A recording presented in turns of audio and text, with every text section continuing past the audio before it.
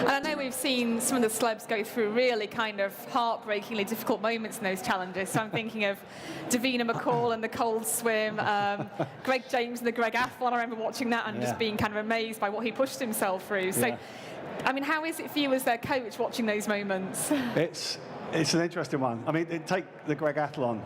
It's interesting for Greg. I mean, Greg is not an athlete. He likes cricket, and that's kind of what Greg does, you know. So actually, to get him to a point where what we did with the Greg Athlon is we did half Ironman triathlon in 5 successive days in 5 different cities. And those cities included Belfast, Glasgow, Sheffield, and we finished up in Norwich. I'm trying to think where the middle one was.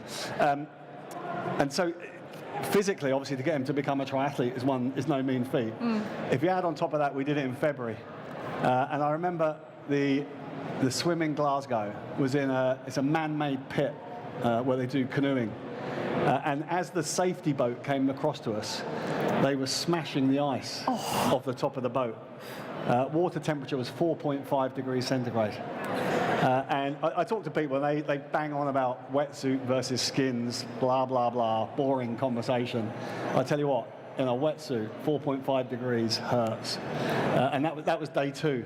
And yeah, so it's a really interesting one. I mean, if you saw it last year, that was the pedal to the peaks, and we did the 3 peaks, but we cycled between them. And I remember, to put it into context, the first day we went up Snowdon. First day, first event, we climbed Snowdon, and at the top of Snowdon, it was colder at the top of Snowdon than it was at the North Pole that day. It was, with wind chill, it was minus 30. And then, which is fine when you're walking, we then had to get on the bike. Yeah. And it was brutal, absolutely brutal. 100 miles in minus 10 degrees centigrade is not much fun.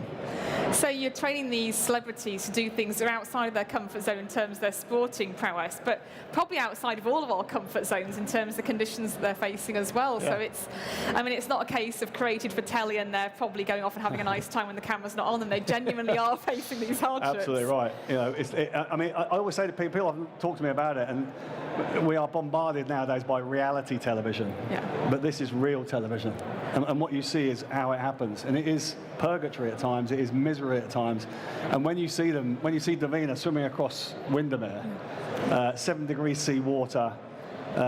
When I first started working with her 3 months before that, she could just about make 25 meters. Really? And that was 2,500 meters across. And the great thing about the Davina story is that the first time I took her open water swimming, it took me 3 hours to get her into the water. And then when we got in, that was the end of the session. We didn't swim, we just got into the water, because she had such a fear of deep water and the cold. So for her to go across Windermere is an incredible achievement, albeit I almost killed her. But we don't talk about that. Almost. I mean, one of our top ranking TV presenters. She's all right. She's fine.